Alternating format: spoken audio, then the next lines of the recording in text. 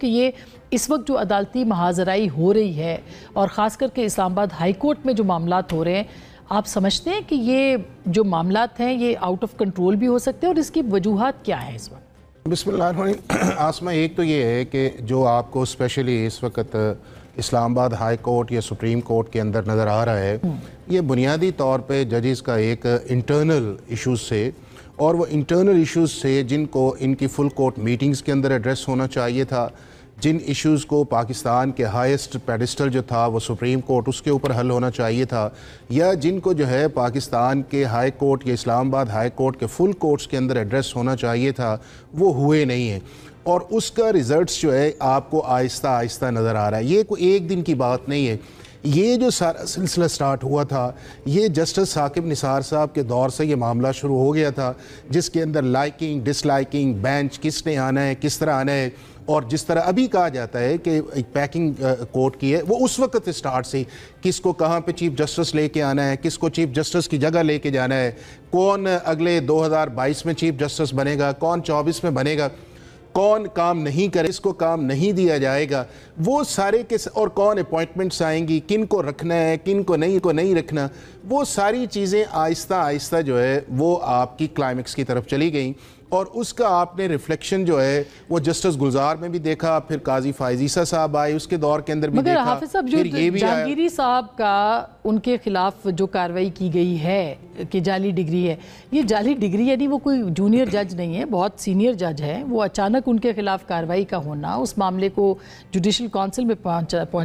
اس کا پہنچنا اور پھر ان کو روک دیا جانا کہ آپ کام نہ کریں اس کے اوپر فی الحال۔ آسمہ، ایک تو یہ ہے کہ ابھی سپریم کورٹ آف پاکستان نے کچھ تجاویز مانگی تھیں کہ جی سپریم کورٹ کے اندر کیا بہتری لائی جا سکتی، جس میں نے بھی تجاویز دیں، اور اس کے اندر میں نے ایک تجویز یہ دی تھی سپریم جوڈیشل کونسل کی کہ اس کے اندر جو بھی کمپلینٹ آتی ہے اس کو 6 ماہ کے اندر آپ ختم کریں، اور اگر کسی جج کے خلاف کمپلینٹ آتی ہے آپ اس کو انٹرنل انویسٹیگیٹ یا ویریفائی کرتے ہیں، اگر وہ ایڈمٹ ہو جاتی ہے تو اس کو پھر آپ پبلک ہیئرنگ کے اندر لے کے آئیں، تاکہ عام آدمی کو بھی پتہ چلے، پبلک کو بھی پتہ چلے کہ کیا وہ جج جو ہے اسے ہیرس کیا جا رہا ہے یا اس کو وکٹمائز کیا جا رہا ہے، یا اس کے خلاف جینون وہ ایسی چیزیں ہیں جن کو ایڈریس ہونا چاہیے۔ اب اس کیس کے اندر اگر پچھلے کئی ماہ سے جو ہے وہ ایک کمپلینٹ پڑی ہوئی تھی ایس جے سی کے پاس، یہ نا کہ آپ کے سامنے ایک اسلام آباد ہائی کورٹ کی سچویشن آئی ہوئی ہے، ججز کے لیٹر آئے ہوئے ہیں، اس کے بعد کراچی کی جو آپ کی یونیورسٹی ہے اس کا ایک ڈیکلریشن آیا ہوا ہے، سندھ ہائی کورٹ نے یہ سچ نہیں کہ ان کے خلاف کارروائی بھی تب ہوئی جب 6 ججوں نے خط لکھا تھا، یا میں کہہ رہا ہوں کہ یہ بھی تو اس کا پس منظر ہو سکتا ہے؟ میں یہ نہیں کہہ رہا کہ کس کا پس منظر ہے یا نہیں، اگر کسی بھی پاکستان کے ہائی کورٹ یا سپریم کورٹ کے جج کے خلاف ایک سیریس کمپلینٹ آتی ہے تو پاکستان کی سپریم جوڈیشل کونسل کو چاہیے کہ اس کو ایٹ ارلیسٹ کرے، ایدر وے ڈیسائیڈ کرے، یا اس جج کے حق کے اندر کرے، اگر کو لے کے چیف جسٹس صاحب جو اسلام آباد ہائی کورٹ کے ان کے خلاف بھی یہ تو شروع ہو گیا نا، دیکھیں نا کہ یہ شروع کتنے ایسے ججز ہیں جو 109 کے اندر جا کے جو ہیں انہیں فارغ کیا ہے کہ 209 کے اندر جوڈیشری کو اپنے ہاؤس کو آرڈر، اب اس کا جو کلائمیکس آیا ہوا ہے وہ یہ آیا ہوا ہے ان پچھلے 26ویں آئینی ترمیم کے بعد جو ہے کہ جس کے اندر کچھ ججز سمجھتے ہیں کہ شاید انڈیپینڈنس آف جوڈیشری صرف ہم ہی ہیں باقی نہیں ہے، اور اس میں آپ یہ دیکھیں نا کہ آپ کے اسی پروسیس کے اندر جو ہے سپریم کورٹ کے سٹنگ ججز، رفعت سمن صاحبہ کو ہٹانا، ان کو ہراسمنٹ کمیٹی سے نکالنا، دیکھیں نا بہت ساری چیزیں ہیں جو کہ ایک انسیڈنٹ نہ کوٹ کریں، ایک انسیڈنٹ کوٹ نہ کریں،